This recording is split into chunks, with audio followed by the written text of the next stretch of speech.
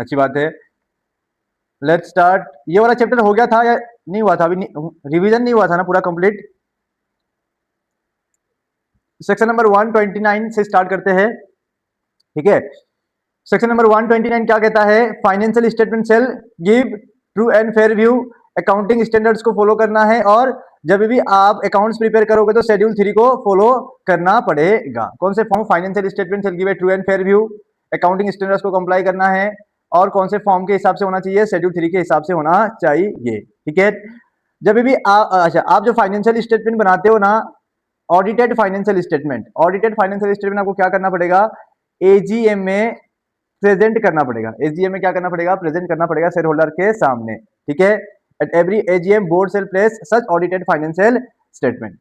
तो section number 129 इतना कहता है कि फाइनेंशियल स्टेटमेंट बनाते टाइम अकाउंटिंग स्टैंडर्ड्स को फॉलो करना है, शेड्यूल 3 के हिसाब से बनाना है, और ट्रू एंड फेयर व्यू देना है, ठीक है। उसके बाद नेक्स्ट बोला है कि जो भी आपका ऑडिटेड फाइनेंशियल स्टेटमेंट होगा, ऑडिटेड फाइनेंशियल स्टेटमेंट क्या करना है? हर साल के एजीएम में प्रेजेंट करना है, ठीक है। कौन करेगा प्रेजेंट? तो बोर्ड ऑफ डायरेक्टर। अगर कोई कंपनी है जिसका सब्सिडरी है या फिर एसोसिएट है, कंपनी है, एसोसिएट है, उसका एसोसिएट है या फिर सब्सिडरी है, तो ऐसे सिचुएशन में क्या होगा? से फॉर एग्जांपल एबीसी कंपनी है, इसका सब्सिडरी है XYZ, दूसरा एक कंपनी है TNO, उसका एक एसोसिएट कंपनी है TST, ठीक है। तो ऐसे में लॉ क्या कहता है? एबीसी कंपनी अगर आपका कोई सब्सिडरी है ना, तो आप अपना फाइनेंशियल स्टेटमेंट भी बनाइए, और साथ में कंबाइंड फाइनेंशियल स्टेटमेंट, दोनों का कंबाइंड फाइनेंशियल स्टेटमेंट बनाइए, जिसका नाम क्या है? Consolidated financial statement. फिर टीएनओ को क्या कहा? टीएनओ का एक एसोसिएट कंपनी था TST, तो कंपनी से टीएनओ को क्या कहता है कि आप फाइनेंशियल स्टेटमेंट भी बनाइए, साथ में ऑडिटेड फाइनेंशियल स्टेटमेंट भी, sorry absolutely sorry, financial statement भी बनाइए, ज्यादा जोश में आ गया था। आप फाइनेंशियल स्टेटमेंट भी बनाइए और सीएफएस भी बनाइए, ठीक है। तो अगर कंपनी, अगर कोई भी कंपनी है जिसका कोई सब्सिडरी है या फिर कोई एसोसिएट है, तो ऐसे सिचुएशन में फाइनेंशियल स्टेटमेंट भी बनाएंगे, साथ में कंसोलिडेटेड फाइनेंशियल स्टेटमेंट भी बनाएंगे, ठीक है। सीएफएस बनाते टाइम भी आपको अकाउंटिंग स्टैंडर्ड्स का ध्यान रखना है, शेड्यूल 3 के हिसाब से बनाना है, ठीक है। जैसे आप फाइनेंशियल स्टेटमेंट को एजीएम में प्लेस करते हो ना, प्रेजेंट करते हो ना, ठीक उसी तरीके से सीएफएस को भी क्या करना पड़ेगा? एजीएम में प्लेस करना पड़ेगा, ठीक है। उसके बाद और एक इंपॉर्टेंट बात बताई है, ये जो कंपनी है, होल्डिंग कंपनी एबीसी जो है ना, ये फाइनेंशियल स्टेटमेंट भी बनाएगा, कंसोलिडेटेड फाइनेंशियल स्टेटमेंट भी बनाएगा, और इसका जो सब्सिडरी है एक्सवाईजेड भी फाइनेंशियल स्टेटमेंट बनाएगा ना अपना, ठीक है ना। तो इस फाइनेंशियल स्टेटमेंट का एक समरी फाइनेंशियल स्टेटमेंट बनाना पड़ेगा एबीसी कंपनी को, इनफॉर्म नंबर AOC 1। समझ में आया? सब्सिडरी कंपनी के फाइनेंशियल स्टेटमेंट का एक समराइज फाइनेंशियल स्टेटमेंट बनाना पड़ेगा किसको? होल्डिंग कंपनी को। कौन से फॉर्म नंबर पे? AOC 1 पे। बोलो समझ में आया ये?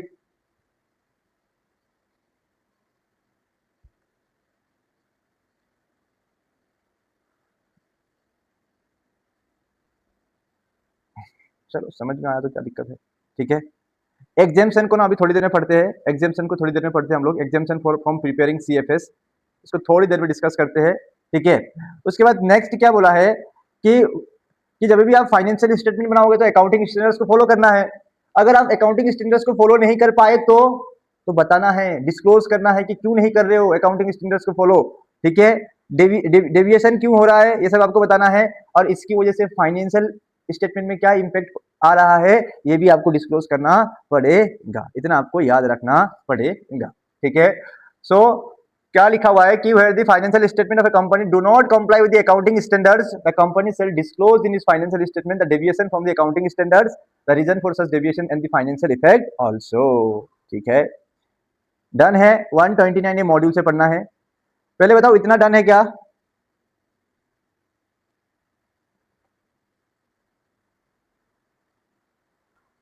चलो सेक्शन नंबर 130 को पढ़ते हैं। सेक्शन नंबर 130 को ध्यान से सुनो। Section number 130 talks about reopening of books of account, ठीक है। लॉ क्या कहता है? लॉ कहता है कि जनरली आपने कोई किसी भी फाइनेंशियल ईयर में, मतलब जनरली लॉ ये कहता है कि अगर आपने फाइनेंशियल स्टेटमेंट आरओसी के पास सबमिट कर दिया किसी प्रीवियस ईयर में, तो फिर आप उसको क्या नहीं कर सकते हो? रीओपन नहीं कर सकते हो। से फॉर एग्जांपल फाइनेंशियल ईयर 26-27 चल रहा है, आपने फाइनेंशियल ईयर 23-24, 24-25 में, 25-26 में यहाँ पे आपने जो फाइनेंशियल स्टेटमेंट फाइल किया था ना आरओसी के पास, ये आप नॉर्मली क्या नहीं कर सकते हो, रीओपन करके रिवाइज नहीं कर सकते हो, रीओपन करके रिवाइज नहीं कर सकते। ठीक है ना, ये जनरल रूल है।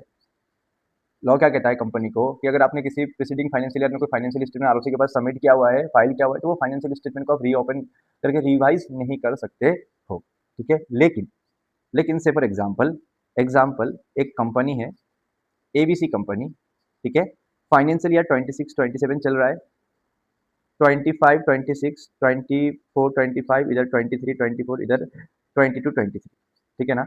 इधर एबीसी कंपनी ने क्या किया होगा, फाइनेंशियल स्टेटमेंट आरओसी के पास फाइल किया होगा। ठीक है, अब क्या हुआ ना, अब क्या हुआ ना, यहाँ पे सुनो ध्यान से, ट्रिब्यूनल को, sorry not tribunal, SEBI, government, उसके बाद कंसर्न पर्सन सीपी, स्टेटरी बॉडीज या फिर इनकम टैक्स अथॉरिटी, इनको लगता है, इन पांच में से ना किसी एक व्यक्ति को लगता है कि यहाँ पे जो प्रीवियस फाइनेंशियल ईयर में जो कंपनी ने फाइनेंशियल स्टेटमेंट फाइल किया था ना, उसमें कुछ गड़बड़ी है। उसमें क्या गड़बड़ी है, उसमें कुछ फ्रॉड इन्वॉल्व है, या फिर वो फाइनेंशियल स्टेटमेंट जो है वो मिसमैनेज्ड है, इनको लगता है। ठीक है, तो ये क्या करेंगे, ये लोग ना ट्रिब्यूनल को एप्लीकेशन देंगे। ये किनको एप्लीकेशन देंगे, ट्रिब्यूनल को मतलब एनसीएलटी को एप्लीकेशन देंगे। ठीक है, एनसीएलटी को एप्लीकेशन देंगे।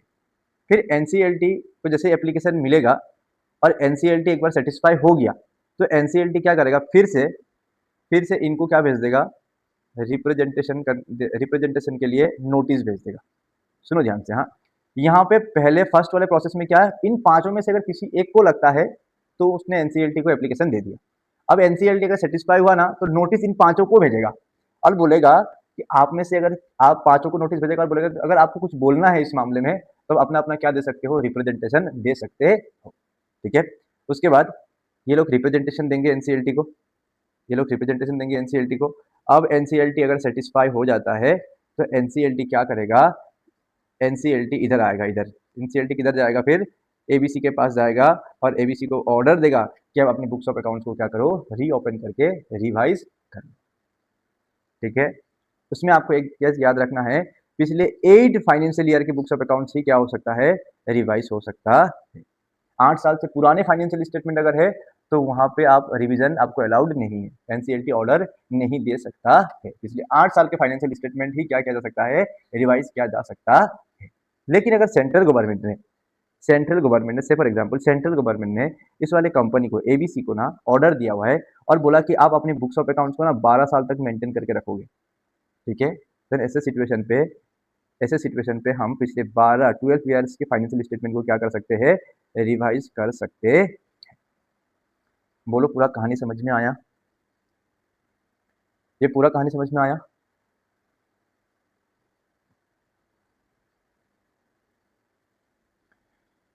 बस तो फिर समझ में आया तो अच्छी बात है। अब देखो इसको एक बार रीड कर लेते हैं। स्टेप नंबर 1 पे क्या होगा, इफ सेंट्रल गवर्नमेंट से भी IT authority body any other concern person is of the opinion that there is some mismanaged in earlier accounts or that earlier accounts are prepared in fraudulent manner, then they will make applications to court or tribunal to reopen the account. उसके बाद court upon receipt of application from central government SEBI income tax authority any other concerned person, if the court is satisfied that the earlier accounts were prepared in fraudulent manner or the affairs of the company were mismanaged related to account, the court will serve notice to the applicants again to take representation into consideration if any. उसके बाद क्या करेगा, order करेगा to revise the account, revise account shall be final.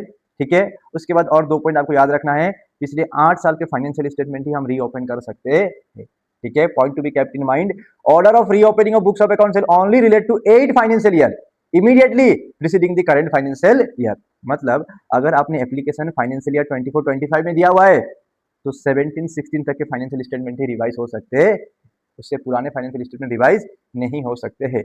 लेकिन अगर central government ने किसी को लॉन्गर पीरियड तक के लिए बुक्स ऑफ अकाउंट्स मेंटेन करने का ऑर्डर दिया हुआ है, देन ऐसे सिचुएशन पे हम क्या कर सकते हैं, लॉन्गर पीरियड, अगर लॉन्गर पीरियड के लिए बुक्स ऑफ अकाउंट मेंटेन करने के लिए बताया हुआ है तो ऐसे सिचुएशन में फिर हम उस पीरियड तक के बुक्स ऑफ अकाउंट्स को रीओपन कर सकते हैं। मतलब अगर सेंट्रल गवर्नमेंट ने फॉर एग्जांपल एबीसी कंपनी को कहा है कि आपको बुक्स ऑफ अकाउंट 12 साल तक मेंटेन करना है, 8 साल तक नहीं 12 साल तक, तो ऐसे सिचुएशन पे हम पिछले 12 साल के बुक्स ऑफ अकाउंट्स को फाइनेंशियल स्टेटमेंट को रिवाइज कर सकते हैं।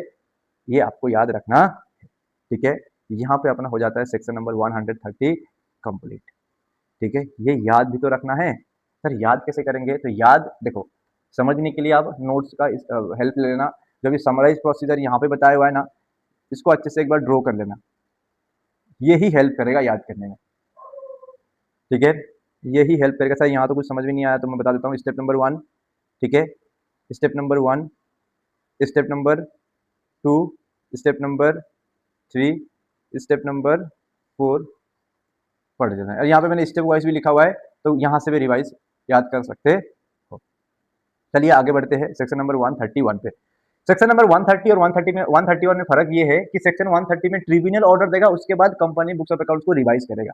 ठीक है, सेक्शन नंबर 131 में कंपनी खुद ही रिवाइज करना चाहता है। सेक्शन नंबर 131 में कंपनी के डायरेक्टर को खुद लगता है कि हमने जो पिछले फाइनेंशियल ईयर में, पिछले 3 फाइनेंशियल ईयर में, पिछले 3 फाइनेंशियल ईयर में जो फाइनेंशियल स्टेटमेंट और बोर्ड रिपोर्ट हमने फाइल किया है ना आरओसी के पास, उसमें कुछ मिसमैनेज्ड है, नॉन कॉम्प्लायंसेस है, और इसीलिए हम क्या करना चाहते हैं? रिवाइज करना चाहते हैं। तो रिवाइज कर सकते हैं क्या खुद से वॉलंटरी बेसिस में? तो लोग कहते हैं आंसर इज यस, लेकिन आपको ट्रिब्यूनल का क्या लेना पड़ेगा? अप्रूवल लेना पड़ेगा।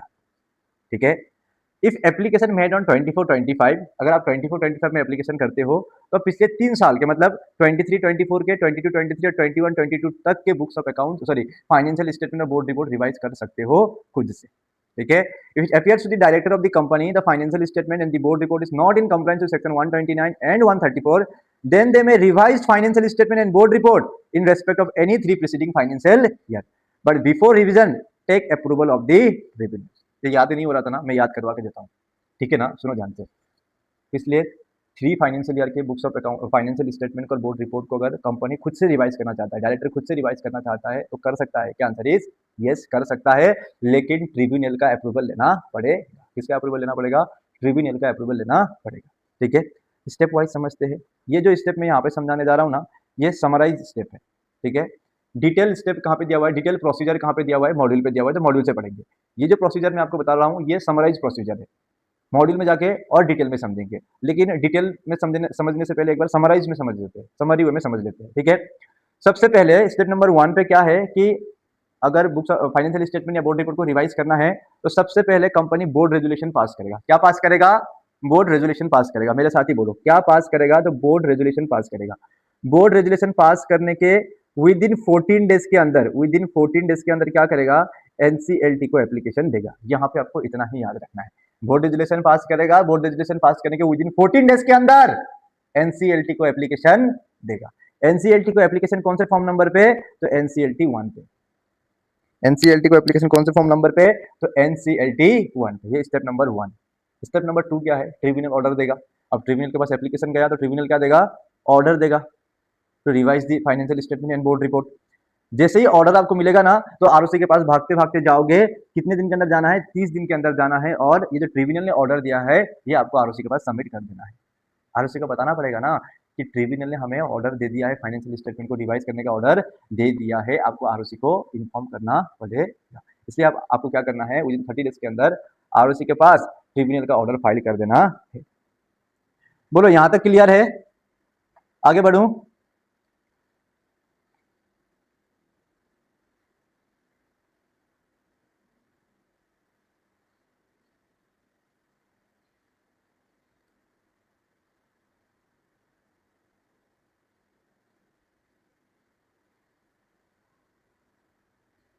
ठीक है, चलो।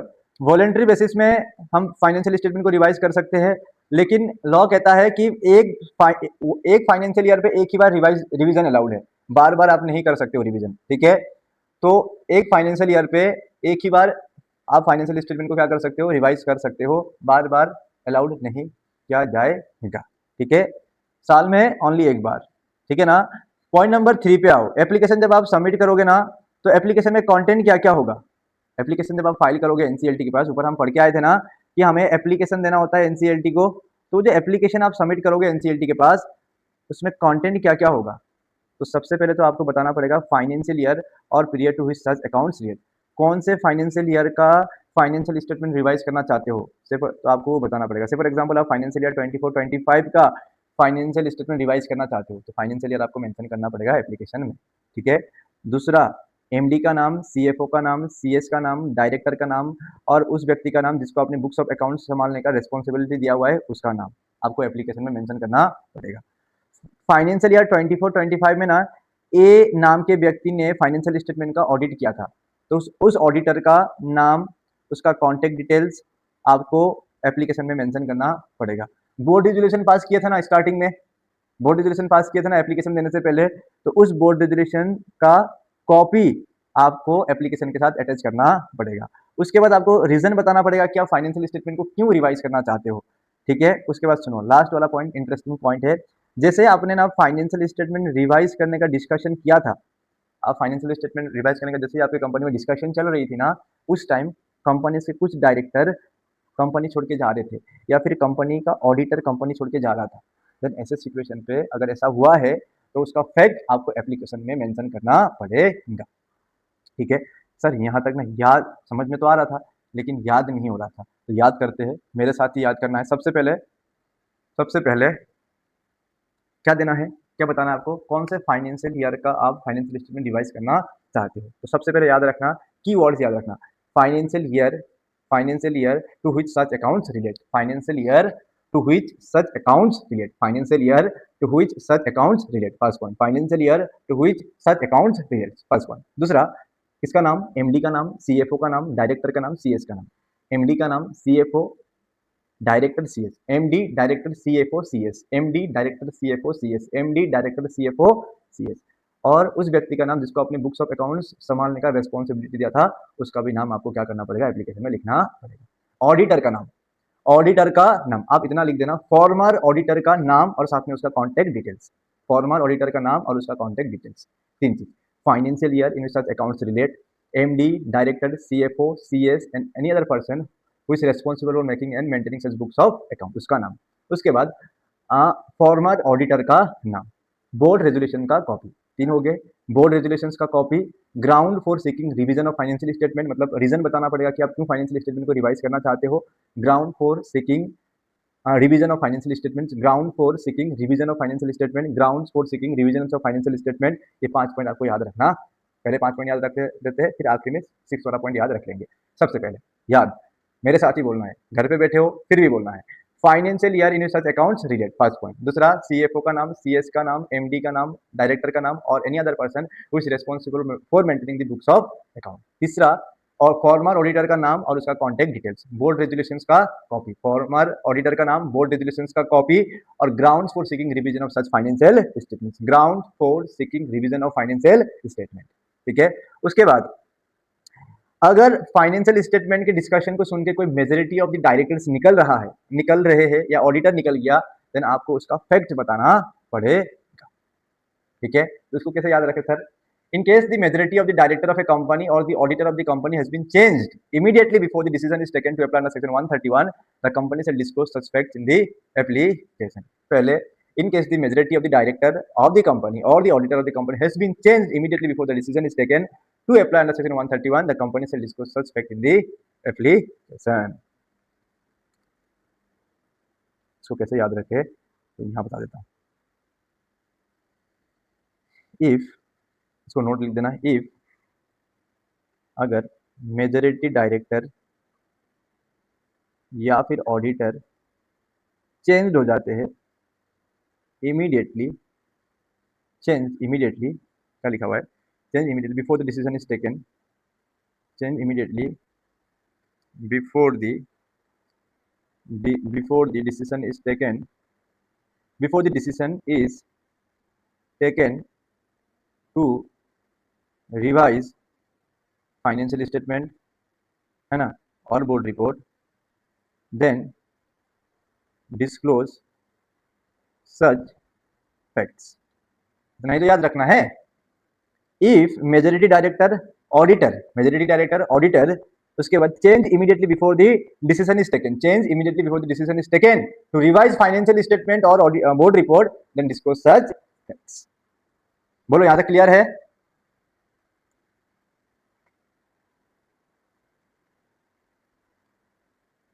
ठीक है। उसके बाद ट्रिब्यूनल चाहे तो ऑर्डर देने से पहले, ट्रिब्यूनल चाहे तो ना वन सेकेंड। ट्रिब्यूनल चाहे तो ना ऑर्डर देने से पहले ना रिप्रेजेंटेशन भेज सकता है किसको, नोटिस भेज सकता है किसको, सेंट्रल गवर्नमेंट को या फिर इनकम टैक्स अथॉरिटी को, है ना। और उनको बोल सकता है कि आप अपना रिप्रेजेंटेशन दे सकते हो। मतलब ऑर्डर देने से पहले ना अगर एनसीएलटी को लगा कि भाई सेंट्रल गवर्नमेंट से इनकम टैक्स अथॉरिटी से कुछ रिप्रेजेंटेशन लेना चाहिए तो नोटिस भेज सकता है, ठीक है। उसके बाद ट्रिब्यूनल जो है ना, जो ऑडिटर है, ऑडिटर जिसका नाम हमने एप्लीकेशन में मेंशन किया था ना, उसको भी नोटिस भेजेगा और बुलाएगा, ठीक है। उसके बाद सुनो, उसके बाद जैसे आप एप्लीकेशन देते हो ना एनसीएलटी को, तो एनसीएलटी आपको एक हियरिंग का डेट बताएगा, आपको हियरिंग का एक डेट बताएगा, ठीक है। उस हियरिंग के डेट से एटलीस्ट 14 डेज पहले, हियरिंग का डेट का एटलीस्ट 14 डेज पहले आपको क्या करना है, आपने जो एप्लीकेशन एनसीएलटी के पास सबमिट किया है उसको आप एडवर्टाइज करोगे, उसको आप क्या करोगे, एडवर्टाइज करोगे। हियरिंग के एटलीस्ट 14 डेज पहले आपको एप्लीकेशन को क्या करना पड़ेगा, एडवर्टाइज करना पड़ेगा, ये याद रख लेना, ठीक है। उसके बाद ट्रिब्यूनल ऑर्डर देगा, ट्रिब्यूनल जैसे ही ऑर्डर देगा तो आप दो चीज करते हो, ऑर्डर दिया ट्रिब्यूनल ने यहाँ पे तो आरओसी को बता दिया कितने दिन के अंदर, 30 डेज के अंदर, ठीक है। उसके बाद आप अब क्या करोगे, यहाँ पे फाइनेंशियल स्टेटमेंट को रिवाइज करोगे, ठीक है। फिर जनरल मीटिंग में इस रिवाइज फाइनेंशियल स्टेटमेंट के बारे में डिस्कस करोगे, रिवाइज फाइनेंशियल स्टेटमेंट के बारे में क्या करोगे, आप डिस्कस करोगे। और उसके बाद रिवाइज फाइनेंशियल स्टेटमेंट के बारे में आप क्या करोगे, डिस्कस करोगे इस जनरल मीटिंग में। फिर उसके बाद आप फाइनेंशियल स्टेटमेंट को रिवाइज करके फाइनल फाइनेंशियल स्टेटमेंट बनाते हो, रिवाइज्ड फाइनल स्टेटमेंट, या फिर आप बोल सकते हो revised financial statement. Financial statement जो भी दिक्कतें थी, जो भी एरर्स थी, उनको करेक्ट किया, जनरल मीटिंग में उसको प्रेजेंट किया, अब उसको रिवाइज कर दिया, ठीक है। अब जनरल मीटिंग होने के 30 दिन के अंदर, जनरल मीटिंग होने के 30 दिन के अंदर आप क्या करोगे, वो वाला जो रिवाइज्ड फाइनेंशियल स्टेटमेंट है, जो फाइनल फाइनेंशियल स्टेटमेंट है, ये आप आरओसी के पास क्या कर दोगे, सबमिट कर दोगे। बोलो क्लियर है क्या?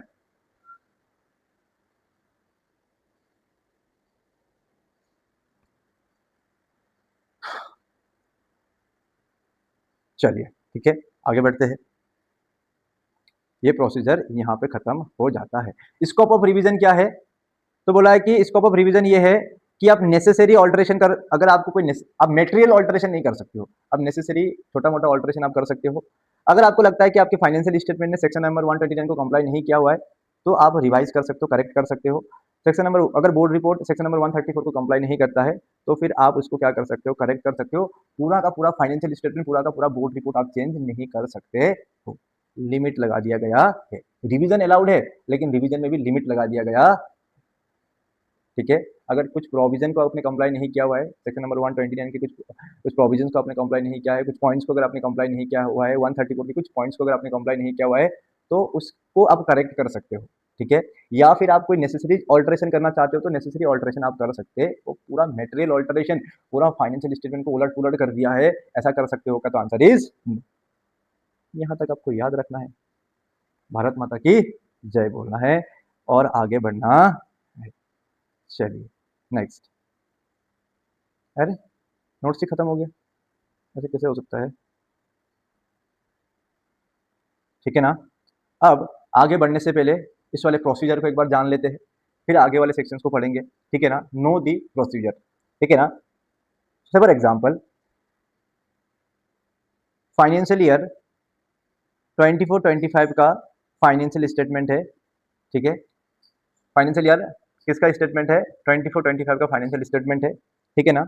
उससे पहले आपको ये जानना जरूरी है, फाइनेंशियल ईयर 24-25 खत्म होने के 30 दिन और 6 मंथ के अंदर हम क्या करते हैं, यहाँ पे एक एजीएम करते हैं। इस वाले एजीएम में ना हम किसके बारे में डिस्कशन करते हैं, कौन से फाइनेंशियल ईयर से रिलेटेड हम डिस्कस करते हैं, फाइनेंशियल ईयर 24-25 से रिलेटेड डिस्कशन करने के लिए हम सितंबर 30, 2025 में क्या करेंगे, एजीएम करेंगे, ठीक है। तो ये जो फाइनेंशियल ईयर 24-25 का फाइनेंशियल स्टेटमेंट है ना, ये आपको क्या करना पड़ेगा, इस वाले एजीएम में, यहाँ पे जो एजीएम होगा यहाँ पे आपको क्या करना पड़ेगा, प्रेजेंट करना पड़ेगा। आई होप ये वाला प्रोसीजर आपको पता है, ठीक है। तो सबसे पहले स्टेप नंबर 1 पे आओ। स्टेप नंबर 1 क्या कहता है कि आज से फॉर एग्जांपल हमने फाइनेंशियल ईयर 24-25 का क्या बनाया, फाइनेंशियल स्टेटमेंट बनाया, ठीक है। अब फाइनेंशियल स्टेटमेंट बनाने के बाद हम क्या करेंगे, फाइनेंशियल स्टेटमेंट को साइन करेंगे। साइन करने से पहले ना आपको यहाँ पे एक चीज याद रखना है कि बोर्ड मीटिंग करना जरूरी है। क्या करना जरूरी है, बोर्ड मीटिंग करना जरूरी है। फाइनेंशियल स्टेटमेंट में साइन कौन करेगा सर, तो सीईओ, सीएफओ, सीएस करेगा, ठीक है, या फिर चेयरमैन कर सकता है, ठीक है। उसके बाद ये जो साइन फाइनेंशियल स्टेटमेंट है ये हम ऑडिटर के पास भेज देंगे, ऑडिटर ऑडिट करेगा ऑडिट करने के बाद वो audited financial statement along with the audit report हमें भेज देगा। फिर आपको एक चीज याद रखना है कि जो ऑडिटेड फाइनेंशियल स्टेटमेंट है ना, इसमें आपको ऑडिट रिपोर्ट को क्या करना पड़ेगा, अटैच करना पड़ेगा। ऑडिटेड फाइनेंशियल स्टेटमेंट के साथ ऑडिट रिपोर्ट जो होगा, जो ऑडिटर हमें देगा, वो हमें क्या करना होता है, अटैच करना होता है। उसके बाद स्टेप नंबर 4 में क्या करना है, जो financial statement, audited financial statement, अगर आपको सीएफएस एप्लीकेबल है तो आपका audited CFS, audited financial statement including CFS, अगर आपको सीएफएस एप्लीकेबल है तो उसके साथ में board report, audit report, financial statement का नोट्स टू अकाउंट, ये आपको क्या करना पड़ेगा, पब्लिश्ड या फिर पब्लिश्ड, साथ में आपको सर्कुलेट करना पड़ेगा, पब्लिश करना पड़ेगा और क्या करना पड़ेगा, सर्कुलेट करना पड़ेगा। सर सर्कुलेट किसको किसको करेंगे, तो मेंबर को, डिवेंचर होल्डर्स के ट्रस्टी को, डिवेंचर होल्डर्स को नहीं, डिवेंचर होल्डर्स के ट्रस्टी को, और उसके बाद जो भी एंटाइटल पर्सन है उनको।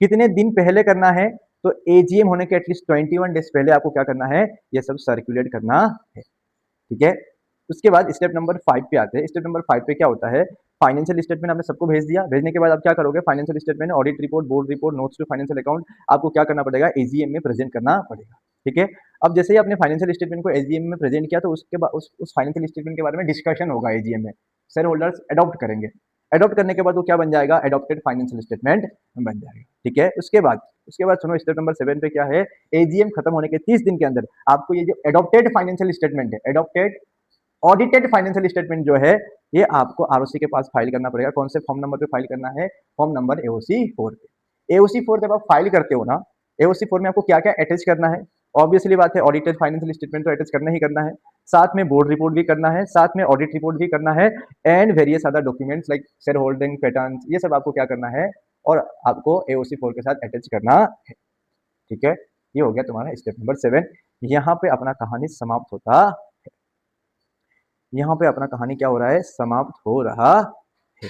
ठीक है, समराइज जो मैं एक बार बता देता हूँ, फाइनेंशियल स्टेटमेंट है, साइन करोगे, साइन फाइनेंशियल स्टेटमेंट ऑडिटर को भेजोगे, ऑडिटर ऑडिट करेगा और ऑडिटेड फाइनेंशियल स्टेटमेंट आपको देगा। ऑडिटेड फाइनेंशियल स्टेटमेंट और ऑडिट रिपोर्ट को क्या करना है, आपको साथ में अटैच करना है, साथ ही में अटैच करना है, और ये सब आपको क्या करोगे, पब्लिश करोगे या फिर पब्लिश करना है और साथ में सर्कुलेट भी करना है। कितने दिन पहले सर्कुलेट करना है, 21 डेज बिफोर एजीएम। किनको किनको सर्कुलेट करना है, मेंबर को, डिबेंचर ट्रस्टी को और पर्सन एंटाइटल को। ठीक है, उसके बाद आपको क्या करना है, फाइनेंशियल स्टेटमेंट को एजीएम में प्लेस करना है, एजीएम में उसके बारे में डिस्कशन होगा, वो बन जाएगा adopted financial statement. Adopted financial statement को क्या करना है, एडॉप्टेड फाइनेंशियल स्टेटमेंट को क्या करना है, एजीएम होने के 30 दिन के अंदर आरओसी के पास फाइल करना है in form number AOC 4 with in 30 days of AGM. काम खत्म। ये प्रोसीजर याद हो जाना चाहिए, मतलब याद हो जाना चाहिए। ये याद हो गया ना, आगे वाला सेक्शन बहुत इजी लगेगा, बहुत ही ज्यादा इजी लगेगा। ठीक है, यहां तक क्लियर है, यहां तक क्लियर है ना।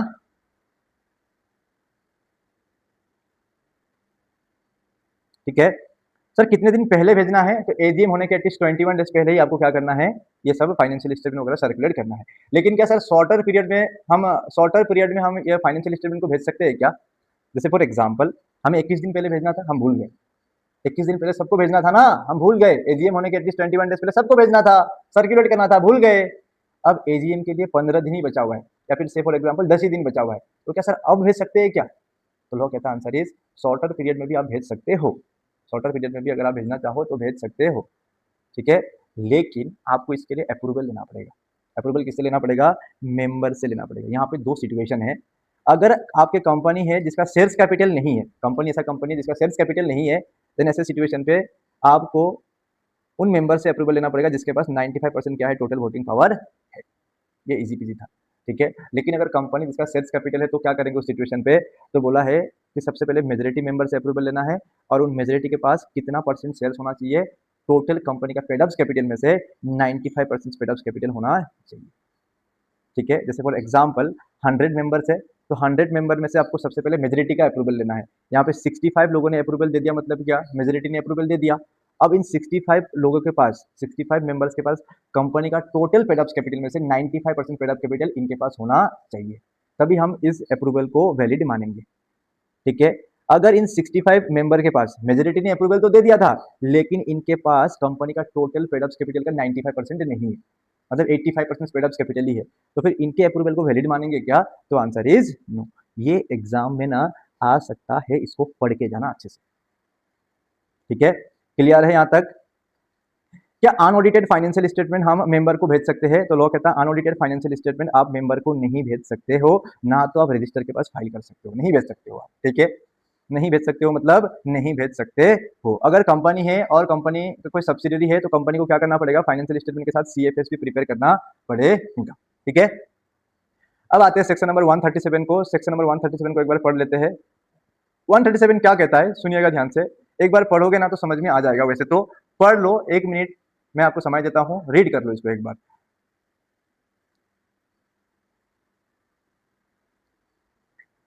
रीडी कर लो फटाफट से, फिर आगे बढ़ेंगे,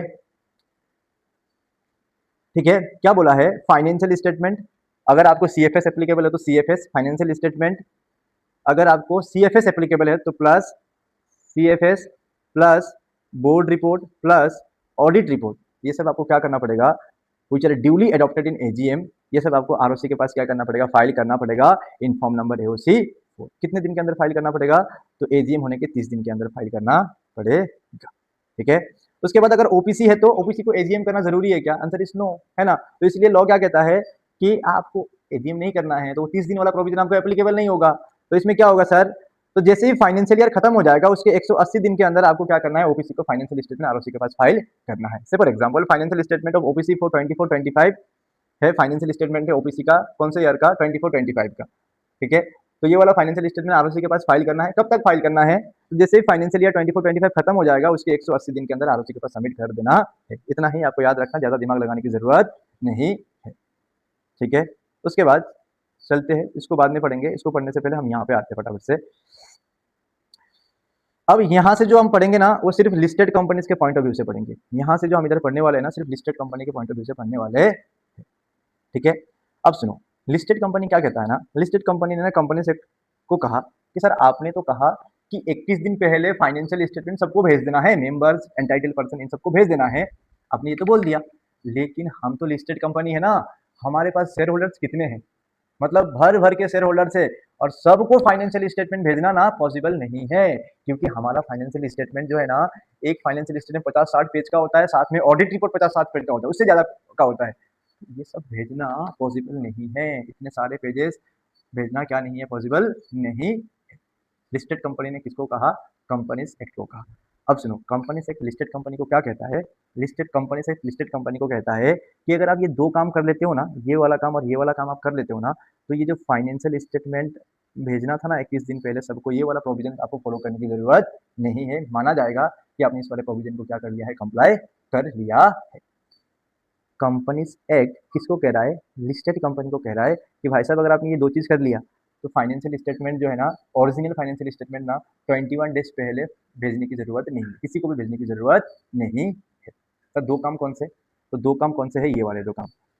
कंपनी से एक लिस्टेड कंपनी को कहता है कि आप एजीएम होने के एटलीस्ट 21 डेज पहले क्या करो? एओसी 3 बनाओ, और एओसी 3 अगर आपको इंडियन अकाउंटिंग स्टैंडर्ड्स एप्लीकेबल होता है तो एओसी 3 बनाओ और ये सारे शेयर होल्डर्स को भेज दो। एओसी 3 और एओसी 3 क्या है सर? ये ना फाइनेंशियल स्टेटमेंट का समराइज वर्जन है। समराइज फाइनेंशियल स्टेटमेंट बनाओ फॉर्म नंबर एओसी 3 में या फिर एओसी 3 ए में अगर आपको इंडियन अकाउंटिंग स्टैंडर्ड्स एप्लीकेबल होता है तो, और ये भेज दो किसको? सारे शेयर होल्डर्स को। First point. दूसरा आप क्या करो, आपका जो ओरिजिनल फाइनेंशियल स्टेटमेंट है, ओरिजिनल ऑडिट रिपोर्ट है, ओरिजिनल बोर्ड रिपोर्ट है ना, ये इंस्पेक्शन के लिए क्या करवा दो? अवेलेबल करवा दो। अगर आप ये दो काम करते हो तो आपको फाइनेंशियल स्टेटमेंट 21 डेज पहले सबको भेजना जरूरी नहीं है, माना जाएगा। then it will be deemed that a company has complied with the provision of sending the financial statements to member. Clear है? समझ में आया?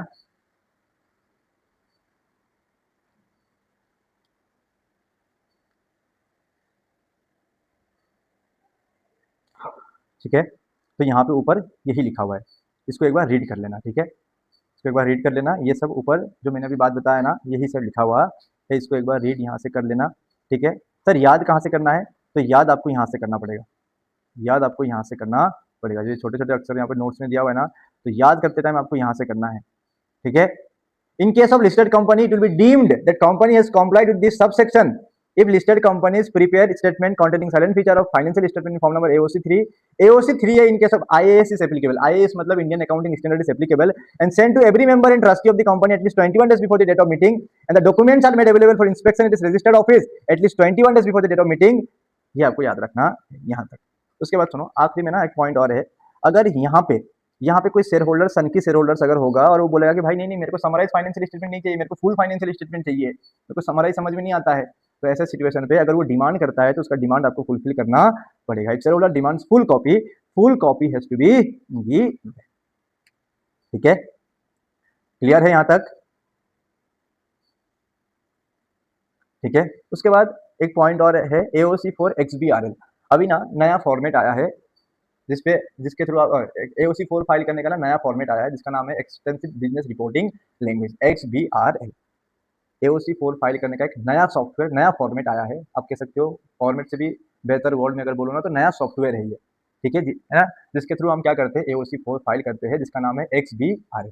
ठीक है, अब ये एक्सबीआरएल ना सारे कंपनीज को फॉलो करने की जरूरत नहीं है। अगर आपका कंपनी लिस्टेड कंपनी है या फिर कंपनी जिसका पेड अप कैपिटल 5 करोड़ या 5 करोड़ से ज्यादा है, या फिर आपका कंपनी जिसका टर्नओवर 100 करोड़ या 100 करोड़ से ज्यादा है, या फिर आपका कंपनी ऐसा है जिसको इंडियन अकाउंटिंग स्टैंडर्ड्स एप्लीकेबल होता है, देन ऐसे सिचुएशन पे एओसी 4 जब आप फाइल करते हो ना, वो एओसी 4 जब आप फाइल करते हो ना तो एक्सबीआरएल फॉर्मेट में करना। क्लियर है, समझ में आया? सो एओसी फोर याद करते हैं आराम से, एओसी फोर एक्सबीआरएल किसको किसको फाइल करना पड़ेगा, तो लिस्टेड कंपनी, कंपनी जिसका पेड अप कैपिटल 5 करोड़ या 5 करोड़ से ज्यादा है, कंपनी जिसका टर्नओवर 100 करोड़ या 100 करोड़ से ज्यादा है, या फिर कंपनी जिसको इंडियन अकाउंटिंग स्टैंडर्ड्स के हिसाब से फाइनेंशियल स्टेटमेंट बनाना पड़ता है, उन कंपनीज को एओसी फोर एक्सबीआरएल फॉर्मेट में फाइल करना होता है। फिर से लिस्टेड कंपनी है, पेड अप कंपनी जिसका पेड अप कैपिटल 5 करोड़ या 5 करोड़ से ज्यादा है, टर्नओवर 100 करोड़ या 100 करोड़ से ज्यादा है, या फिर कोई कंपनी है जो financial statement Indian accounting standards के हिसाब से प्रिपेयर करता है, तो एओसी फॉर एक्सबीआरएल फॉर्मेट में फाइल करेगा। फिर से एक बार, लिस्टेड कंपनी है, कंपनी जिसका पेड अप कैपिटल 5 करोड़ या 5 करोड़ से ज्यादा है, कंपनी जिसका टर्नओवर 100 करोड़ या 100 करोड़ से ज्यादा है, या फिर कंपनी ऐसा है जिसको फाइनेंशियल स्टेटमेंट प्रिपेयर करते time Indian accounting standards follow करना पड़ता है, तो एक्सबीआरएल फॉर्मेट में एओसी 4 फाइल करेगा। एक बात याद रखना, टेस्ट भी होगा। ठीक है, और टेस्ट भी होगा, टेस्ट में अगर मैं पूछा और ये नहीं बता पाए तो फिर देख लेना। एक बार आखिरी बार और एक बार याद करवाता हूँ, एओसी फॉर एक्सबीआरएल फॉर्मेट में किसको किसको फाइल करना है, लिस्टेड कंपनी को, कंपनी जिसका पेड अप कैपिटल 5 करोड़ या 5 करोड़ से ज्यादा है, कंपनी जिसका टर्नओवर 100 करोड़ या 100 करोड़ से ज्यादा है, या फिर कंपनी फाइनेंशियल स्टेटमेंट, या फिर ऐसा कंपनी जिसको फाइनेंशियल स्टेटमेंट प्रिपेयर करते time Indian accounting standards follow करना पड़ता है, तो उसको एओसी फॉर एक्सबीआरएल फॉर्मेट में फाइल करना पड़ेगा। ठीक है, डन है यहाँ तक? उसके बाद नेक्स्ट क्या लिखा हुआ है, once company started reporting in XBRL format, reporting in XBRL format shall continue to report in XBRL format in succeeding year even if criteria mentioned above is not met in succeeding year। इसका क्या मतलब है? इसका मतलब ये है कि for example आपको 24-25 में आप लिमिट के अंदर चले गए, आपका टर्नओवर 102 करोड़ था, तो अब आप एक्सबीआरएल फॉर्मेट में आपको एओसी 4 फाइल करना पड़ेगा। आप लिमिट के अंदर चले गए, आपने एक्सबीआरएल फॉर्मेट में क्या कर दिया, एओसी 4 फाइल कर दिया। नेक्स्ट ईयर पे ना आप लिमिट के बाहर हो गए, मतलब आपका टर्नओवर 85 करोड़ हो गया, अब आपको आप लिमिट के बाहर हो गए, तो क्या आप एक्सबीआरएल फॉर्मेट फॉलो करने की जरूरत नहीं है क्या? तो लॉ कहता है एक बार आपने एक्सबीआरएल फॉर्मेट फॉलो करना, एक बार आपने एक्सबीआरएल फॉर्मेट फॉलो करना स्टार्ट कर दिया ना, तो अगले साल से आप लिमिट के अंदर हो लिमिट के बाहर हो, उससे हमें कोई मतलब नहीं है, आपको एक्सबीआरएल फॉर्मेट ही फॉलो करना पड़ेगा। ये याद रख लेना, ये भी हो सकता है कि एमसीक्यूज में पूछ ले, एमसीक्यूज में पूछ ले। ठीक है, उसके बाद नेक्स्ट, अगर हमने फाइनेंशियल स्टेटमेंट, एजीएम हुआ है कंपनी में पर हमने फाइनेंशियल स्टेटमेंट को एडॉप्ट नहीं किया, फाइनेंशियल स्टेटमेंट को क्या नहीं किया, एडॉप्ट नहीं किया। ऊपर हमने क्या पढ़ा था प्रोसीजर में, एडॉप्टेड फाइनेंशियल स्टेटमेंट एजीएम के पास, एडॉप्टेड फाइनेंशियल स्टेटमेंट आरओसी के पास फाइल होता है। ठीक है, अगर हमने एजीएम किया और एजीएम में हमने फाइनेंशियल स्टेटमेंट्स को एडॉप्ट नहीं किया, तो अब क्या होगा, तो लॉ कहता है अगर आपने एडॉप्ट नहीं किया ना, तो एजीएम होने के 30 दिन के अंदर अनएडॉप्टेड फाइनेंशियल स्टेटमेंट रजिस्टर के पास फाइल कर दो। रजिस्टर इस वाले फाइनेंशियल स्टेटमेंट को as an provisional financial statement record करेगा, as an provisional financial statement को क्या करेगा, रिकॉर्ड करेगा। उसके बाद आपको क्या करना है, उसके बाद आपको क्या करना पड़ेगा, तुरंत से एडजर्न एजीएम करना पड़ेगा, दूसरा एजीएम आपको करना पड़ेगा, एडजर्न एजीएम आपको करना पड़ेगा, और उस एजीएम में आप फाइनेंशियल स्टेटमेंट को एडॉप्ट करोगे। एडजर्न एजीएम आप इसलिए बुला रहे हो ताकि आपको फाइनेंशियल स्टेटमेंट क्या करना है, एडॉप्ट करना है। इसका मेन पर्पस ही, अगर आपने फाइनेंशियल स्टेटमेंट को एडॉप्ट नहीं किया है तो तुरंत से बुलाओ दूसरा एडजर्न एजीएम, उसमें फाइनेंशियल स्टेटमेंट को एडॉप्ट करो, एडॉप्ट करने के बाद जो फाइनल फाइनेंशियल स्टेटमेंट आपका है वो आरओसी के पास फाइल कर दो within 30 days from the date of adjourn AGM. जब from the date of adjourn AGM, दो चीज याद रखना है, एजीएम में अगर फाइनेंशियल स्टेटमेंट एडॉप्ट नहीं किया तो अनएडॉप्टेड 30 दिन के अंदर आरओसी के पास, फिर से एडजर्न एजीएम होने के 30 दिन के अंदर फाइनल फाइनेंशियल स्टेटमेंट फाइल करना है। साथ में अगर कोई फीस एप्लीकेबल है तो फीस भी पे करना है, अगर एडिशनल फीस एप्लीकेबल हो रहा है तो एडिशनल फीस भी आपको पे करना पड़ेगा। एडिशनल फीस इसमें भी प्रिस्क्राइब्ड है। बोलो क्लियर है यहाँ तक? ठीक है, देखो एजीएम आपने किया लेकिन फाइनेंशियल स्टेटमेंट को अडॉप्ट नहीं किया तो unadopted financial statement will be filed with the register. The register shall record as provisional financial statement provisional record as provisional till adopted financial statement are filed with the ROC। उसके बाद आपको क्या करना है, if financial statements are adopted in the adjourned AGM then they shall be filed with the register within 30 days of such adjourned AGM with such fees or additional fees may be prescribed। ये भी important, ठीक है। उसके बाद next ये है कि for example आपने ऊपर वाला सिचुएशन में आपने एजीएम क्या था, एजीएम में आपने फाइनेंशियल स्टेटमेंट को एडॉप्ट नहीं किया था, इस वाले सिचुएशन पे एजीएम ही नहीं हुआ, किसी फाइनेंशियल ईयर में एजीएम ही नहीं हुआ। अब क्या होगा सर, तो लॉ कहता है कि आपका जो एजीएम होल्ड करने का लास्ट डेट है ना, वहां से 30 डेज के अंदर फाइनेंशियल स्टेटमेंट आरओसी के पास फाइल करना। ठीक है, ठीक है ना। Generally last date of holding AGM is 30 सितंबर। ठीक है, इतना याद रखना है। उसके बाद और क्या बचा हुआ है, और क्या बचा हुआ है, और बचा हुआ है ये सब आपको, ये सब फटाफट से एक बार पढ़ लेते हैं। बुक्स ऑफ अकाउंट्स आपको बनाना है तो आप एक्यूरियल बेसिस में बनाओगे, एक्यूरियल बेसिस में डबल एंट्री सिस्टम्स को फॉलो करना है। Books of accounts will give an true and fair view, कुछ भी झूठा नहीं लिखना है, ईमानदार तरीके से आपको बुक्स ऑफ अकाउंट्स बनाना है, ट्रू एंड फेयर व्यू देना है और मटेरियल मिस स्टेटमेंट उस पर नहीं होना चाहिए। 4 चीज आपको याद रखना है, एक्यूरियल बेसिस में, डबल एंट्री सिस्टम में ट्रू एंड फेयर व्यू देना चाहिए, मटेरियल मिस स्टेटमेंट नहीं होना चाहिए। फिर से एक्यूरियल बेसिस में होना चाहिए, डबल एंट्री सिस्टम फॉलो करना है, ट्रू एंड फेयर व्यू देना चाहिए, मटेरियल मिस स्टेटमेंट नहीं होना चाहिए। एक्यूरियल बेसिस में डबल एंट्री सिस्टम फॉलो करना है, ट्रू एंड फेयर व्यू देना चाहिए, मटेरियल मिस स्टेटमेंट नहीं होना चाहिए। बुक्स ऑफ अकाउंट्स एक्यूरियल बेसिस में डबल एंट्री सिस्टम फॉलो करोगे, ट्रू एंड फेयर व्यू देना चाहिए, मटेरियल मिस स्टेटमेंट नहीं होना चाहिए। इतना याद रखना है वे। ठीक है, आगे बढ़ते हैं। बुक्स ऑफ अकाउंट कहाँ पे रखना है, तो आपको आरओसी में नहीं भाई, आरओसी में नहीं रखते हैं, इसको हमें रखना है अपने रजिस्टर्ड ऑफिस पे। कहाँ पे रखना है, रजिस्टर्ड ऑफिस में। रजिस्टर्ड ऑफिस में रखना है या फिर कोई दूसरा प्लेस में भी आप रख सकते हो जहाँ पे बोर्ड ऑफ डायरेक्टर डिसाइड करते हैं। ठीक है, लेकिन अगर बोर्ड ऑफ डायरेक्टर कोई दूसरा प्लेस डिसाइड करते हैं, अगर बोर्ड ऑफ डायरेक्टर कोई दूसरा प्लेस डिसाइड करते हैं, देन ऐसे सिचुएशन पे जिस दिन बोर्ड ने डिसीजन लिया है ना, उसके 7 डेज के अंदर आप अगर दूसरे किसी प्लेस में बुक्स ऑफ अकाउंट को रखना चाहते हो, आपने डिसाइड किया होगा ना, जिस दिन आप डिसाइड करते हो उसके 7 डेज के अंदर आपको आरओसी को इन्फॉर्म कर देना है, inform number AOC 5 giving full details of that other place. ठीक है, यहाँ तक आपको याद रखना है। उसके बाद से नेक्स्ट आपको यहाँ पे याद रखना है फाइनेंशियल ईयर।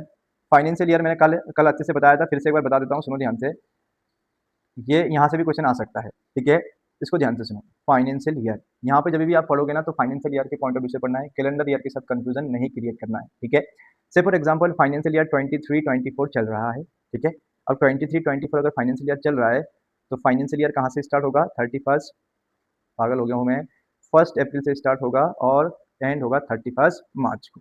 इस बीच में जनवरी आएगा ना, 1 जन आएगा ना। ठीक है ना। अगर आप इधर कंपनी को इनकॉर्पोरेट करते हो, यानी कि दिसंबर 31, 2023 तक अगर आप कंपनी इनकॉर्पोरेट करते हो तो आपका फाइनेंशियल ईयर एंड हो जाएगा 31 मार्च 2024 को। ठीक है, अगर आप 1 जन को या 1 जन, एक सेकेंड,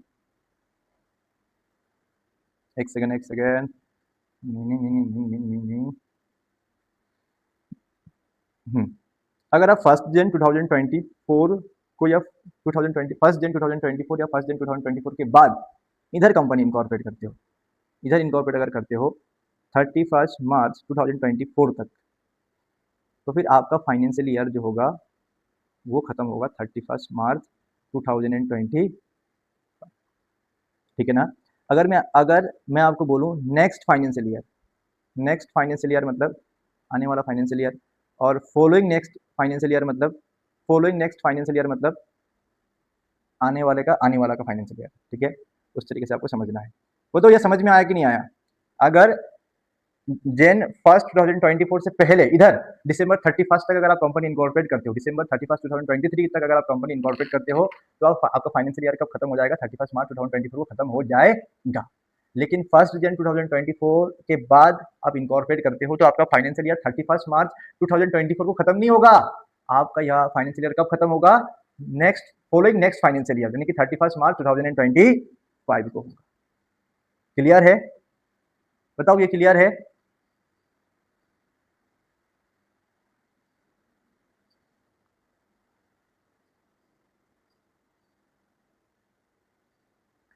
ठीक है, यहाँ पे मैंने इस तरीके से समझाया हुआ है। If company incorporate after first day of on और आफ्टर होगा, ठीक है, आफ्टर नहीं होगा, ऑन और after first day of January of every year company incorporate से फॉर एग्जांपल 2 जन 2025 को हुआ है, तो फाइनेंशियल ईयर 31 मार्च 2025 को खत्म नहीं होगा, 31 मार्च 2026 को होगा। ऊपर वाले एग्जाम्पल में देखो, कंपनी इनकॉर्पोरेट हुआ है 31 जुलाई 2024 को, तो फाइनेंशियल ईयर कब खत्म होगा, आने वाले फाइनेंशियल ईयर में, 31 मार्च 2025 में। याद रखना है, इतना ही आपको याद रखना है इसमें। और इसमें आपको और क्या याद रखना है, हाँ, इसमें मैंने और एक पॉइंट छोड़ दिया था ना, यहाँ पे मैंने एक पॉइंट छोड़ दिया था, आखिरी पॉइंट जो मैंने छोड़ दिया था, ये वाला पॉइंट। सर लिस्टेड कंपनी है, लिस्टेड कंपनी है तो लिस्टेड कंपनी है तो अपना ऑडिटेड फाइनेंशियल स्टेटमेंट, अपना सीएफएस और सब्सिडियरी का ऑडिटेड फाइनेंशियल स्टेटमेंट क्या करना पड़ेगा, वेबसाइट में अपलोड करना पड़ेगा। खुद का, सब्सिडियरी का और दोनों का कंबाइंड फाइनेंशियल स्टेटमेंट वेबसाइट में अपलोड करोगे। जैसे for example ABC listed company है, XYZ उसका सब्सिडियरी है जो पुणे में है, मतलब इंडियन सब्सिडियरी है। देन ऐसे में क्या करना है, एबीसी को अपना फाइनेंशियल स्टेटमेंट, अपना audited financial statement, subsidiary that is XYZ का ऑडिटेड फाइनेंशियल स्टेटमेंट, दोनों का combined financial statement, consolidated financial statement website में अपलोड करना है, अपने वेबसाइट में अपलोड करना है। ठीक है। दूसरा, लिस्टेड कंपनी है जिसका सब्सिडियरी फॉरेन सब्सिडियरी, अब क्या है, अब क्या करना है, तो खुद का फाइनेंशियल स्टेटमेंट, फॉरेन सब्सिडियरी का audited financial statement if applicable, अगर एप्लीकेबल नहीं होगा उसके लॉ के हिसाब से, अगर उसको ऑडिट एप्लीकेबल नहीं हो रहा है तो अनऑडिटेड फाइनेंशियल स्टेटमेंट, और साथ में दोनों का combined financial statement, consolidated financial statement आपको क्या करना पड़ेगा, आपके वेबसाइट में अपलोड करना पड़ेगा। दूसरा पॉइंट। तीसरा, if audit is not applicable to foreign subsidiary, unaudited financial statement will be uploaded, ये आपको याद रखना। उसके बाद where such financial statement is not in English language, for example हमारा फॉरेन सब्सिडियरी ना रसिया में है, ठीक है, और रसिया में है तो रसियन लैंग्वेज में लिखा होगा, ठीक है, तो अब क्या करना है, तो रसियन लैंग्वेज में जो फाइनेंशियल स्टेटमेंट लिखा हुआ है वो वाला फाइनेंशियल स्टेटमेंट, इसका इंग्लिश में आपको ट्रांसलेट करना है, इंग्लिश में ट्रांसलेटेड कॉपी वाला फाइनेंशियल स्टेटमेंट, इंग्लिश में ट्रांसलेटेड कॉपी वाला फाइनेंशियल स्टेटमेंट, दोनों फाइनेंशियल स्टेटमेंट आप क्या करोगे, अपनी वेबसाइट में अपलोड करोगे। Where such financial statement is not in English language, translated copy of financial statement in English shall also be placed on the website, ठीक है। उसके बाद नेक्स्ट, फॉरेन सब्सिडियरी है जिसको सीएफएस एप्लीकेबल हो रहा है, फॉरेन सब्सिडियरी है जिसको सीएफएस एप्लीकेबल हो रहा है, मतलब हमारे इंडिया में कंपनी है, मेरा लिस्टेड कंपनी है, मेरा फॉरेन सब्सिडियरी है, उसका भी कोई सब्सिडियरी है, उसके लॉ के हिसाब से, रसिया के लॉ के हिसाब से उसको सीएफएस बनाना पड़ रहा है, मेरे फॉरेन सब्सिडियरी को उसके लॉ के हिसाब से सीएफएस बनाना पड़ रहा है, तो वो जो सीएफएस बनाएगा ना उसको भी हम अपने वेबसाइट में क्या कर लेंगे, अपलोड कर देंगे, ठीक है। सर अगर हमारा फॉरेन सब्सिडियरी है तो वो जो अकाउंट्स है ना वो कौन से फॉर्मेट में बनाएगा, तो कंपनी से 2013 उसको फॉलो करना पड़ेगा, अगर उसने कंपनी से 2013 फॉलो नहीं किया तो उसको रीजन बताना पड़ेगा, फॉर डेविएशन में भी फाइल सच अकाउंट्स, आपको क्या बताना पड़ेगा, रीजन बताना पड़ेगा कि आपने कंपनी से 2013 को क्यों फॉलो नहीं किया, ठीक है। 6:15 हो गया है।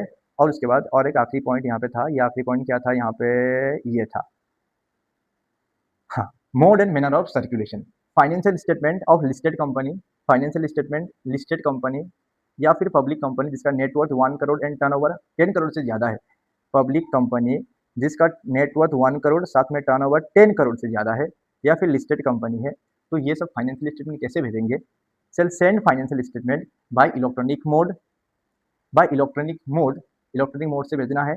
अगर शेयर होल्डिंग डीमेटलाइज फॉर्मेट में है, अगर शेयर होल्डर ने शेयर्स डीमेटलाइज फॉर्मेट में अगर होल्ड किया है ना, तो उनके ईमेल आईडी जो है ना, जो डिपॉजिटरी के पास रजिस्टर्ड है, उस ईमेल आईडी के थ्रू आप क्या करोगे, फाइनेंशियल स्टेटमेंट को भेज दोगे। ये वाला पॉइंट रिलेवेंट नहीं है लेकिन फिर भी पढ़ते हैं, शेयर होल्डिंग जो है वो डीमेट फॉर्म में नहीं है, शेयर होल्डिंग जो है वो डीमेट फॉर्म में नहीं है, लेकिन शेयर होल्डर ने कंसेंट दे दिया है कि हमें कोई दिक्कत नहीं है, इलेक्ट्रॉनिक मोड से फाइनेंशियल स्टेटमेंट भेजने से भी हमें कोई दिक्कत नहीं है, तो ऐसे सिचुएशन में हम इलेक्ट्रॉनिक मोड से क्या कर सकते हैं, फाइनेंशियल स्टेटमेंट भेज सकते हैं। इन दो सिचुएशन को छोड़ के बाकी सब सिचुएशन में हम क्या करेंगे, फिजिकल कॉपी ही डिस्पैच करेंगे, ठीक है। समझ में आया। लिस्टेड कंपनी ये वाला लिमिट आपको याद रखना है, पब्लिक कंपनी जिसका net worth 1 crore and turnover 10 crore से ज्यादा है, देन ऐसे सिचुएशन में लॉ क्या कहता है कि अगर शेयर्स डीमेट फॉर्म में होल्ड है तो ईमेल आईडी जो रजिस्टर्ड है ना डिपॉजिटरी के पास, उस ईमेल आईडी के थ्रू भेज देना है।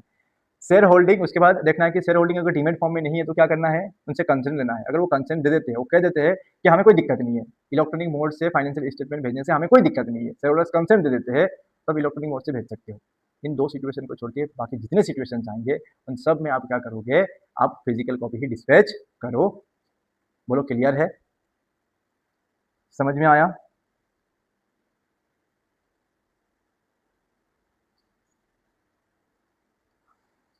चलो यहाँ इन दो सिचुएशन पे अगर शेयर होल्डिंग डिमेटलाइज फॉर्मेट में है तो ईमेल आईडी जो रजिस्टर्ड है उसमें, otherwise you have to take consent from the member, if member gives consent then आप इलेक्ट्रॉनिक फॉर्मेट में भेज सकते हो। अदरवाइज इन दो सिचुएशन को, otherwise you will dispatch in physical copies in all other.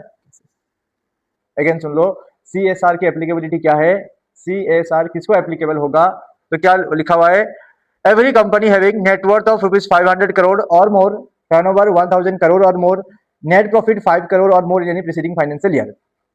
ठीक है, बोला कि अगर कोई कंपनी है जिसका नेटवर्थ 500 करोड़ या 500 करोड़ से ज्यादा है, टर्नओवर 1000 करोड़ या 1000 करोड़ से ज्यादा है, नेट प्रॉफिट 5 करोड़ या 5 करोड़ से ज्यादा है प्रीसीडिंग फाइनेंशियल ईयर में, तो फिर ऐसे सिचुएशन में उसको क्या होगा, CSR एप्लीकेबल होगा।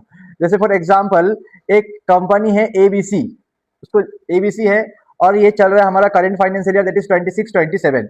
हमें जानना है कि इस फाइनेंशियल ईयर पे 26-27 में क्या हमें CSR एप्लीकेबल होगा या नहीं होगा। तो इसके लिए हम क्या चेक करेंगे, प्रीसीडिंग फाइनेंशियल ईयर के नेटवर्थ, टर्नओवर, नेट प्रॉफिट को चेक करेंगे। अगर नेटवर्थ 500 करोड़ या 500 करोड़ से ज्यादा था है, या फिर टर्नओवर 1000 करोड़ या 1000 करोड़ से ज्यादा है, या फिर नेट प्रॉफिट 5 करोड़ या 5 करोड़ से ज्यादा है, तो फिर ऐसे सिचुएशन पे हमें इस फाइनेंशियल ईयर पे, करंट फाइनेंशियल ईयर 26-27 में क्या करना पड़ेगा, CSR करना पड़ेगा। ठीक है, फिर मैंने एक बात बताया था कि अगर आपको CSR एप्लीकेबल है तो CSR पॉलिसी बनाने के लिए, है ना, CSR पॉलिसी को फॉर्मुलेट करने के लिए, बोर्ड को रिकमेंड करने के लिए, CSR पॉलिसी को मॉनिटर करने के लिए और CSR से रिलेटेड जितने भी एक्टिविटीज है उन सबको चेक करने के लिए आपको क्या करना पड़ता है कि CSR कमेटी बनाना पड़ता है। ठीक है, formulate and recommend to the board CSR policy, monitor CSR policy करने के लिए और CSR से रिलेटेड जितने भी एक्टिविटीज है उन सबको मॉनिटर करने के लिए आपको CSR कमेटी बनाया जाता है। लेकिन उसमें एक एक्सेप्शन हमने पढ़ा था, एक्सेप्शन हमने ये पढ़ा था कि अगर कोई कंपनी है जिसका ऑब्लिगेशन फाइनेंशियल ईयर में ऑब्लिगेशन 50 लाख से कम है, तो फिर ऐसे सिचुएशन में उसको CSR कमेटी बनाने की जरूरत नहीं है। CSR कमेटी का काम कौन करेगा, फिर ऐसे सिचुएशन पे बोर्ड ही करेगा। ठीक है, उसके बाद next unspent CSR amount. Unspent CSR amount, unspent CSR amount मतलब से फॉर एग्जांपल किसी फाइनेंशियल ईयर में, से फॉर एग्जांपल फाइनेंशियल ईयर 26-27 चल रहा है और कंपनी के ऊपर CSR ऑब्लिगेशन था 1 करोड़ रुपीस। कितना ऑब्लिगेशन था, 1 करोड़ का ऑब्लिगेशन था, लेकिन कंपनी खर्चा सिर्फ 80 लाख रुपीस ही कर पाया। कितना कर पाया, 80 लाख रुपए ही खर्चा कर पाया। तो ये 20 लाख रुपीस जो बच गया ना, उसको हम कहते हैं अनस्पेंट CSR अमाउंट। अगर आपका अनस्पेंट CSR अमाउंट बच जाता है ना, तो फिर ऐसे सिचुएशन पे आपको बोर्ड रिपोर्ट में रीजन स्पेसिफाई करना पड़ेगा। बोर्ड रिपोर्ट में क्या करना पड़ेगा, रीजन स्पेसिफाई करना पड़ेगा कि आप क्यों पूरा अमाउंट खर्च नहीं कर पाए थे, बताना पड़ेगा। First point. दूसरा पॉइंट क्या है कि अगर अनस्पेंट अमाउंट ऑनगोइंग प्रोजेक्ट से रिलेटेड है, अनस्पेंट अमाउंट अगर ऑनगोइंग प्रोजेक्ट से रिलेटेड है, देन ऐसे सिचुएशन में आपको क्या करना है, ट्रांसफर कर देना है कहां पे, अनस्पेंट CSR अकाउंट पे। कितने दिन के अंदर, with in 30 days from the end of the financial year. मतलब से फॉर एग्जांपल 24-25 में आपका CSR ऑब्लिगेशन 50 करोड़ था, ऑनगोइंग प्रोजेक्ट है, आपने खर्चा सिर्फ 10 करोड़ रुपया ही किया, तो 40 करोड़ जो बच गया है ना, जिसको आप खर्चा नहीं कर पाए, उसको हम अनस्पेंट CSR अमाउंट कहते हैं। और अनस्पेंट CSR अमाउंट को क्या करना है, जैसे ही फाइनेंशियल ईयर खत्म हो जाएगा, फाइनेंशियल ईयर 24-25 जैसे ही खत्म हो जाएगा, उसके 30 दिन के अंदर इसको अनस्पेंट CSR अकाउंट में क्या करना है, आपको ट्रांसफर करना है। ठीक है, उसके बाद आगे क्या था, पैसा ट्रांसफर कर दिया। अब इस 40 करोड़ को जो आपने अनस्पेंट CSR अकाउंट में पैसा डिपॉजिट किया है, ट्रांसफर किया है, उस अमाउंट को आने वाले 3 साल के अंदर, जिस फाइनेंशियल ईयर में आपने ट्रांसफर किया है, वहां से 3 फाइनेंशियल ईयर के अंदर आपको क्या करना है, पैसों को यूटिलाइज करना है as per the CSR policy. अगर आप 3 साल के अंदर पैसों को यूटिलाइज नहीं कर पाए, अगर आप यहाँ पे 3 साल तक पैसा यूटिलाइज नहीं कर पाए, तो ऐसे सिचुएशन में लॉ क्या कहता है, 3 ईयर कंप्लीट होने के 30 दिन के अंदर, 3 इयर्स कंप्लीट होने के 30 दिन के अंदर आपको क्या करना है, पैसा शेड्यूल 7 में डिपॉजिट ट्रांसफर कर देना है। देखो यहाँ पे लिखा हुआ है, if failed transfer the amount to schedule 7 within a period of 30 days from the date of completion of third financial year. ठीक है, उसके बाद नेक्स्ट था कि अगर sir unspent amount ongoing other than ongoing project से related है, तो क्या करेंगे, अदर देन ऑनगोइंग प्रोजेक्ट से रिलेटेड अगर अनस्पेंट अमाउंट है, अनस्पेंट CSR अमाउंट है, देन ऐसे में लॉ कहता है transfer the amount in schedule 7 within a period of 6 month of expiry of the financial year. जैसे फॉर एग्जांपल फाइनेंशियल ईयर 26-27 है, कंपनी के ऊपर CSR ऑब्लिगेशन 8 करोड़ का था, कंपनी खर्चा सिर्फ 6 करोड़ कर पाया, 2 करोड़ जो बच गया ना, उसको हम कहते हैं अनस्पेंट CSR अमाउंट। लेकिन ये वाला जो अनस्पेंट CSR अमाउंट है, ये ऑनगोइंग प्रोजेक्ट से रिलेटेड नहीं है, अदर देन ऑनगोइंग प्रोजेक्ट से रिलेटेड है। देन ऐसे सिचुएशन में लॉ क्या कहता है, जैसे ही तुम्हारा फाइनेंशियल ईयर खत्म हो जाएगा ना, उसके 6 मंथ के अंदर आप क्या कर दोगे, शेड्यूल 7 में पैसे को ट्रांसफर कर दोगे। बोलो यहां तक क्लियर है, कोई दिक्कत?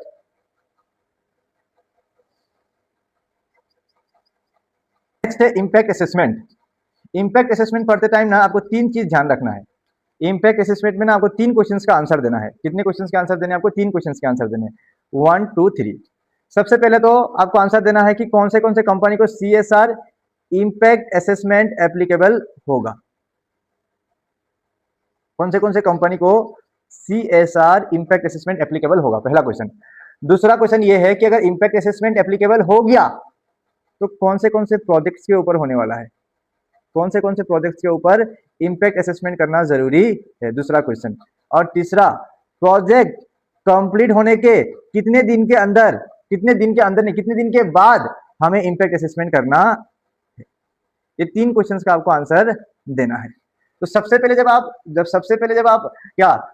जब आप ना एप्लीकेबिलिटी चेक करोगे ना, तो कैसे करना है, तो आपको पिछले 3 साल का एवरेज ऑब्लिगेशन देखना है।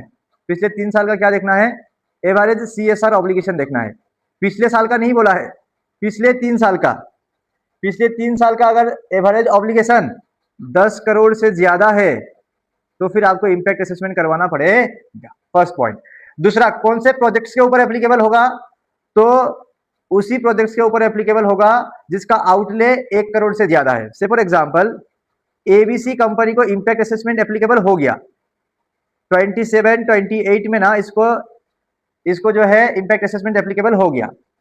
तो आपको देखना है, इसके पास 3 प्रोजेक्ट्स है। कितने प्रोजेक्ट्स है? 3 प्रोजेक्ट्स, 1 2 3। ठीक है, एक प्रोजेक्ट का वैल्यू 1 करोड़ है, दूसरे का 20 लाख है, तीसरे का 2 करोड़ है। तो कौन से प्रोजेक्ट्स के लिए हम इंपैक्ट असेसमेंट करेंगे?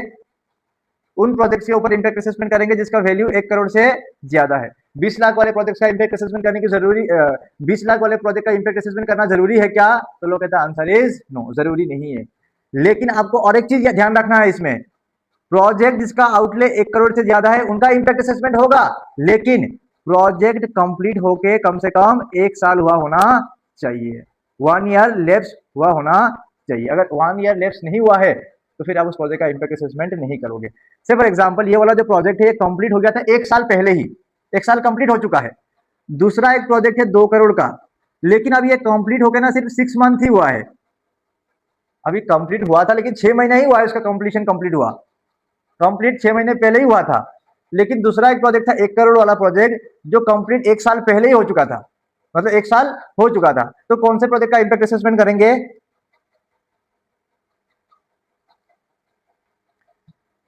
यही तो मेन क्वेश्चन है, कौन से प्रोजेक्ट का इंपैक्ट असेसमेंट करेंगे? उस प्रोजेक्ट का जिसका कंप्लीशन, जिसका आउटले 1 करोड़ से ज्यादा है एंड प्रोजेक्ट्स कंप्लीट होकर कम से कम 1 ईयर लैप्स हो चुका है, तभी हम उस प्रोजेक्ट का इंपैक्ट असेसमेंट करेंगे। क्लियर है? डन है? क्वेश्चन लिखो एक ध्यान से, क्वेश्चन लिखो एक ध्यान से फटाफट से। ABC एक कंपनी है, ठीक है, जिसका एवरेज CSR ऑब्लिगेशन, इन प्रीसीडिंग 3 फाइनेंशियल ईयर 10 करोड़ से ज्यादा है। से फॉर एग्जांपल 12 करोड़ है, कितना है? 12 करोड़ है, ठीक है।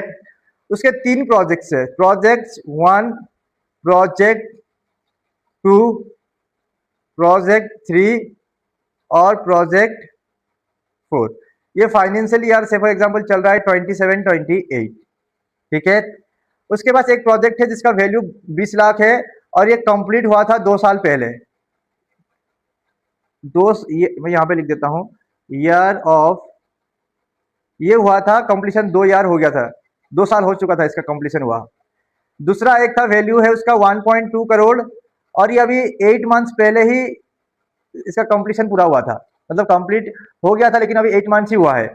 तीसरा एक प्रोजेक्ट है 2 करोड़ का और तीसरा एक प्रोजेक्ट है 2.5 करोड़ का और ये कंप्लीट हो चुका है और 1 ईयर लेफ्ट भी हो चुका है, यानी 1 ईयर लेफ्ट भी हो चुका है। दोनों प्रोजेक्ट कंप्लीट हुआ है और 1 ईयर लेफ्ट भी हो चुका है। कंप्लीट हो चुका है। तो मुझे बताओ कौन से प्रोजेक्ट्स का इम्पैक्ट असेसमेंट करेंगे सर। नेक्स्ट, ये भी इंपॉर्टेंट है। If company spend excess amount in CSR, then in such situation the company may set off such excess amount up to immediate succeeding 3 financial year, up to immediate succeeding 3 financial year, but for that purpose board resolution shall be passed। मतलब क्या है, से for example 24-25 में आपका CSR obligation 80 lakh का था, आप CSR में खर्चा किए 1 करोड़, करना कितना था 80 लाख रुपए, किए कितने 1 crore rupees, 20 lakh rupees extra किया आपने, 20 लाख रुपए आपने एक्स्ट्रा खर्चा किया, ठीक है, 20 लाख रुपीज आपने एक्स्ट्रा खर्चा किया। लेकिन ऐसे में क्या कहता है कि आप आने वाले साल, इनकी आने वाले 3 साल के अंदर आप क्या कर सकते हो, इसका सेट ऑफ क्लेम कर सकते हो। मतलब से फॉर एग्जांपल फाइनेंशियल ईयर 25-26 में आपका ऑब्लिगेशन था 50 लाख रुपए, CSR ऑब्लिगेशन 50 लाख था, क्योंकि आपने पिछले साल 20 लाख रुपए ज्यादा खर्चा कर किया था, तो इस बार आप सेट ऑफ ले सकते हो। मतलब आप माइनस कर दो 20 लाख को और 30 लाख आपका क्या हो जाएगा, इस साल का CSR ऑब्लिगेशन हो जाएगा। लेकिन इसके लिए सेट ऑफ लेने से पहले आपको क्या करना पड़ेगा, बोर्ड रेजोल्यूशन पास करना पड़ेगा, ठीक है। अच्छा, सेट ऑफ कितने साल तक क्लेम कर सकते हो, 3 साल तक की आप सेट ऑफ क्लेम कर सकते हो। 3 साल खत्म होने के बाद फिर आप सेट ऑफ क्लेम नहीं कर सकते हो। जैसे फॉर एग्जाम्पल फाइनेंशियल 25-26 में आपके पास टोटल जो है सेट ऑफ करने के लिए अमाउंट कितना था, 20 लाख रुपीज था। आपने 25-26 में 10 लाख रुपए का सेट ऑफ ले लिया, अलाउड है। 26-27 में 5 लाख का सेट ऑफ ले लिया, ठीक है। 27-28 में नहीं लिया, 27-28 में आपने सेट ऑफ क्लेम ही नहीं किया। अब आप 28-29 में क्लेम करना चाहते हो, कर सकते हो क्या, तो लोग कहता है आंसर इज नो। भले ही अभी 5 लाख रुपया आपने सेट ऑफ नहीं लिया था, 5 लाख रुपीज का भी आपने सेट ऑफ नहीं लिया था, लेकिन 3 साल खत्म हो चुका है ना, प्रीसीडिंग 3 फाइनेंशियल ईयर खत्म हो, सक्सीडिंग 3 फाइनेंशियल ईयर बोला है ना, क्या लिखा हुआ है, सक्सीडिंग 3 फाइनेंशियल ईयर क्या हो चुका है, इमीडिएट सक्सीडिंग 3 फाइनेंशियल ईयर क्या हो चुका है, खत्म हो चुका है। इन 3 साल के अंदर ही लेना था, आप नहीं लेते हो 3 साल के अंदर, तो फिर वो क्या हो जाएगा, एक्सपायर हो जाएगा, उसके बाद आप क्लेम नहीं कर सकते। वो क्लियर है, समझ में आया।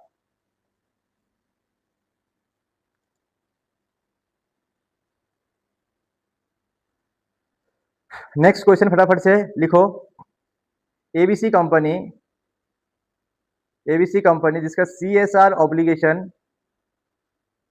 26-27 में 20 करोड़ था, लेकिन CSR में उसने CSR में उसने कितना स्पेंड किया,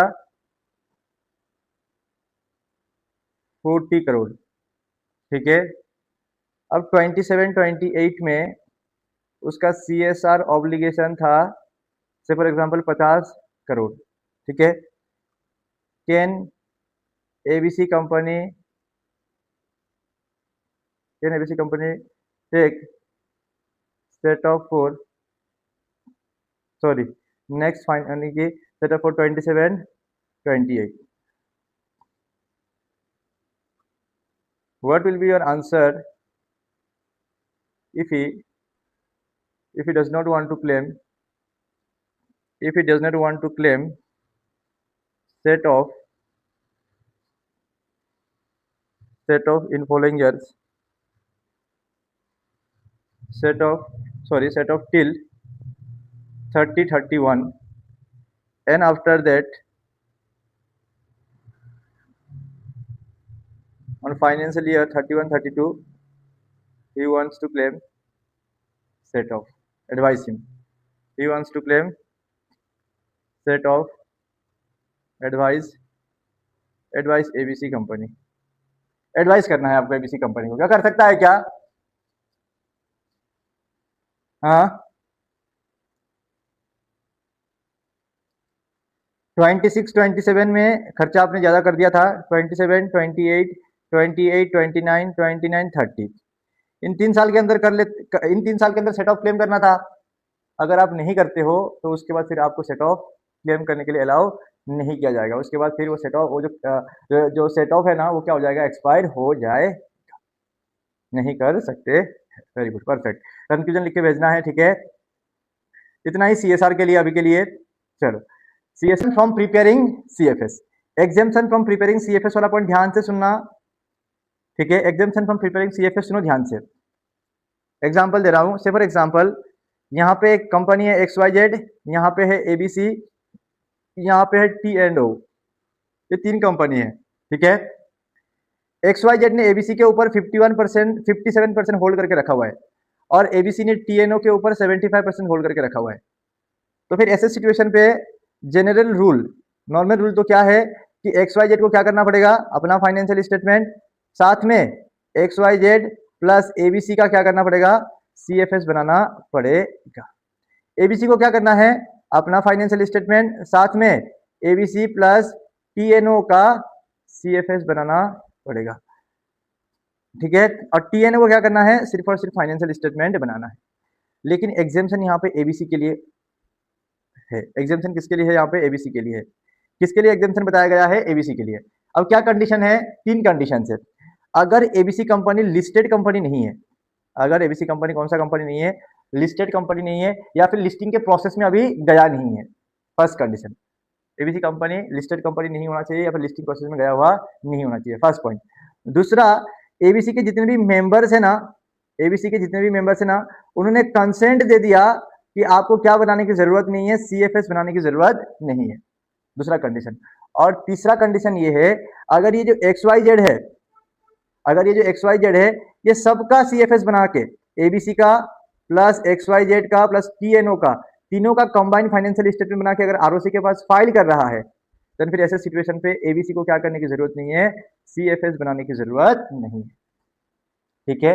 एबीसी क्या क्या, एबीसी क्या होना चाहिए, listed company, ABC listed company नहीं होना चाहिए। ठीक है। एबीसी के जितने भी मेंबर्स उन्होंने कंसेंट दे दिया कि सीएफएस बनाने की जरूरत नहीं है। और तीसरा, एबीसी का जो होल्डिंग कंपनी है, एबीसी का जो होल्डिंग कंपनी है, अगर वो सबका कंबाइंड फाइनेंशियल स्टेटमेंट बना के, XYZ का, एबीसी, टीएनओ, तीनों का कंबाइंड फाइनेंशियल स्टेटमेंट बना के अगर आरओसी के पास सबमिट कर रहा है, तो ऐसे में एबीसी को सीएफएस बनाने की जरूरत नहीं है। Can you send this PDF, एक और बार बता दो। ये पीडीएफ मैंने भेजा था, समझ में नहीं आया, अगेन सुनो। 1 minute minute minute minute.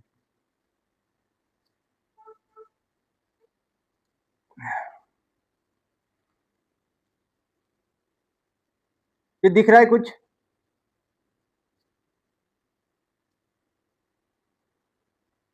Exemption from preparing CFS, किसको एग्जेम्प्ट किया गया है। तो सबसे पहले बोला है कि company whose securities are not listed और is not in the process of listing on any stock exchange, first point.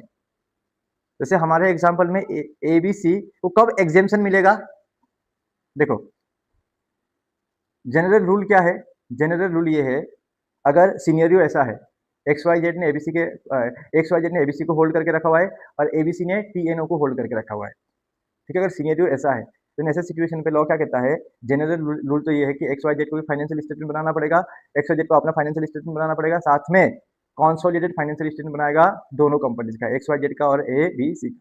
ABC को क्या करना है, फाइनेंशियल स्टेटमेंट बनाना है और साथ में सीएफएस बनाना है, किसका किसका, एबीसी का और टीएनओ का। टीएनओ का कोई सब्सिडरी नहीं है, तो टीएनओ सिर्फ फाइनेंशियल स्टेटमेंट बनाएगा। ठीक है।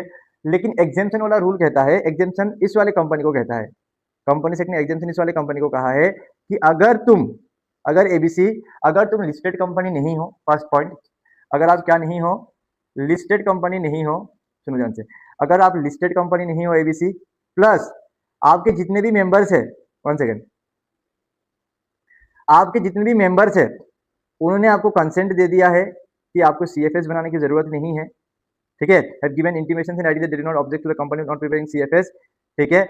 और तीसरा, आपका जो एनी अल्टीमेट और any intermediate holding companies file CFS with the digital, और आपका इंटरमीडिएट होल्डिंग मतलब आपका जो अल्टीमेट होल्डिंग है दैट इज XYZ, अगर सबका सीएफएस बना के, यानी कि एबीसी का, अपना टीएनओ का और प्लस XYZ का कंबाइंड फाइनेंशियल स्टेटमेंट बना के अगर आरओसी के पास सबमिट कर रहा है ना, तो ये जो एबीसी है ना, इसको सीएफएस बनाने की जरूरत ही नहीं है। मतलब इसको ना, ये वाला जो फाइनेंशियल स्टेटमेंट है, ये जो बना रहा था ना यहाँ पे, ये बनाने की जरूरत नहीं है। कहाँ गया, ये बनाने की जरूरत नहीं है, ये वाला चीज बनाने की जरूरत नहीं है, सिर्फ फाइनेंशियल स्टेटमेंट बनाएगा।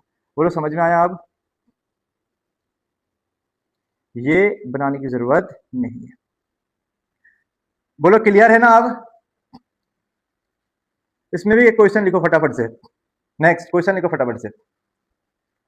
ABC is an holding company of XYZ company, ठीक है, XYZ is an holding company of SYZ company, SYZ company, ठीक है। XYZ is प्राइवेट कंपनी, मतलब लिस्टेड कंपनी नहीं है। XYZ क्या है? एक प्राइवेट कंपनी है, ठीक है ना।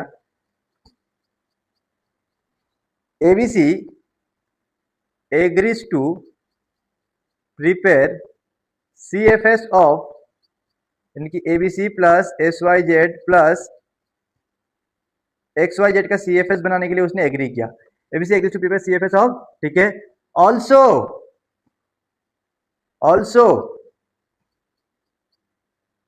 XYZ's all member have given consent that they are not against, क्या लिखा है? All members have given consent that, one minute, हाँ, given consent that they do not object, that they do not object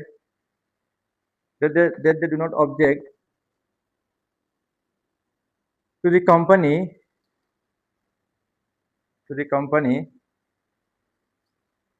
not preparing CFS, ठीक है। give your answer whether give your answer whether XYZ is required to prepare CFS, XYZ की ABC, ठीक है। what will be your answer if XYZ is an listed company? दोनों का answer फटाफट से, confusion बताना क्या क्या होगा, सारे क्वेश्चंस में ऐड कर देता हूं फटाफट से। मुझे एक बात बताओ, अगर what will be your answer, again what will be your answer, बढ़िया, what will be your answer if XYZ is an public company, XYZ is in public company but not an listed company? बोलिए क्या होगा answer, इसका answer बता दीजिए।